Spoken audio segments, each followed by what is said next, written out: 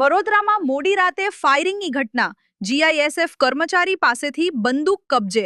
વડોદરા શહેરમાં મોડી રાતે ફાયરિંગની ઘટના સામે આવતા વિસ્તારમાં ચકચાર મચી ગઈ હતી.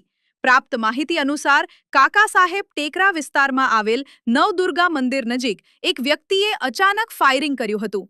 ઘટનાની જાણ થતાં પોલીસ તાત્કાલિક સ્થળ પર પહોંચી તપાસ શરૂ કરી હતી. માહિતી મુજબ ફાયરિંગ કરનાર વ્યક્તિ જીઆઈએસએફનો કર્મચારી હોવાનું સામે આવ્યું છે. આરોપીએ એક રાઉન્ડ ફાયરિંગ કર્યું હોવાની માહિતી મળી રહી છે. પોલીસે સ્થળ પરથી બંદૂક અને કારતૂસ કબજે કરી લીધા છે. પ્રાથમિક માહિતી મુજબ ફાયરિંગ કરનાર વ્યક્તિ નશાની હાલતમાં હોવાની પણ ચર્ચા છે. હાલ પોલીસ દ્વારા સમગ્ર મામલે વધુ તપાસ હાથ ધરવામાં આવી રહી છે અને આરોપી સામે કાયદેસરની કાર્યવાહી કરવાની તજવીજ શરૂ કરવામાં આવી છે. ખબર ને એ માણસ દર્શન કરવા આવ્યો તો દર્શન કર્યા એને અને પછી એને એકદમ શું થયું તો ગન ફાયરિંગ કરવાના એ ક્યાં જ હતું મંદિર પાસે જ હતું એ મંદિર પાસે જ એને ફાયરિંગ કરી અને પછી પોલીસ ચોકીમાં મતલબ જ્યારે હું ગાડી બોલાવી 112 નંબર પર ફોન કરીને તો ગાડીની અંદર પણ એને મારી પર હુમલો કર્યો. ખબર ને એને શું હતું અને પછી એ પોલીસ ચોકીમાં જ્યારે એને પૂછતાછ કરી ત્યારે એવું બોલતો હતો કે હું ડિપ્રેશનમાં છું. કઈ ડિપ્રેશનમાં છે એ નહીં ખબર. એટલે થોડો સાયકો લાગે છે. ના, આજે હું પહેલી વાર જ એને જોયો છે. પહેલા ઉપર કરી અને બે નીચે કરી એટલે ત્રણ થાય.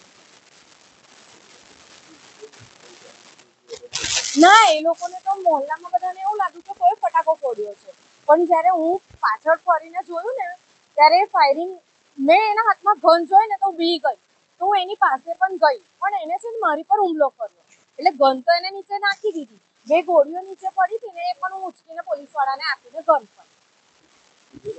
હા, બહુ જ પીધેલો નશામાં બહુ જ હતો એટલે એને આગળ પાછળનું બધું દેખાતું જ નથી. હા, કઈ મતલબ ફેમિલી માટે કશું બોલતો હતો પણ શું એ નહીં ખબર. ના, આજે પહેલી વાર જ જોયું. પોલીસ ચોકીમાં મેં લખાવા ગઈ તો પોલીસવાળા એવું કહે છે કે અમે લખી લઈશું એફઆઈઆર એમ કીધું અને પછી એવું કીધું કે તમે પ્રેસમાં મીડિયામાં વાત ના આપતા કારણ કે કોઈ સરકારી નોકરી કરે છે ત્યાંથી એને ગન મળી હતી.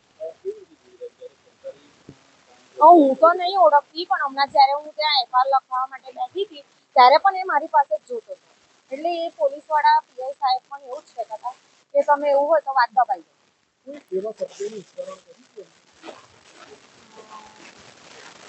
એની વાઈફ માટે તો શું બોલતો હતો ખબર નહીં શું. હા, એમને એવું કીધું.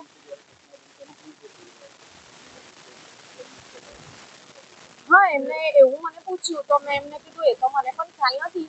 એ ટાઈમે હું અચાનક જ મારા ઘરે ગઈ હતી. મારા ઘરે પાછળથી મને ફાયરિંગનો એટલે ફટાકા જેવો અવાજ આવ્યો ને તો મેં કીધું શું છે જોઉં તો હું પાછળ ફરીને જોઉં તો આ ભાઈ ફાયરિંગ કરતા હતા. હું ત્યાં જ હતી. ના, એટલે હું ત્યાં જ હતી, બહાર જ હતી, હું અંદર નહોતી ગઈ. ખાલી બૂમ પાડવા માટે આમ ઉપર જોતી હતી પછી પાછળ ફરીને જોઉં તો આ ભાઈ ગન કાઢીને ફાયરિંગ કરતા. પહેલા ઉપર આમ કરીને એમને ફાયરિંગ કર્યું અને પછી નીચે સામે કર્યું. બે કે ત્રણ ગોળીઓ નીકળી એમાંથી બે ગોળીઓ મેં આપી એમને એક નહીં મળી કારણ કે એમને ઉપર હવામાં કરી હતી ને એટલે એ નહીં ખબર. હા, એ સાયકો છે. મનીષા છે. દાંડિયા બજાર નોકરી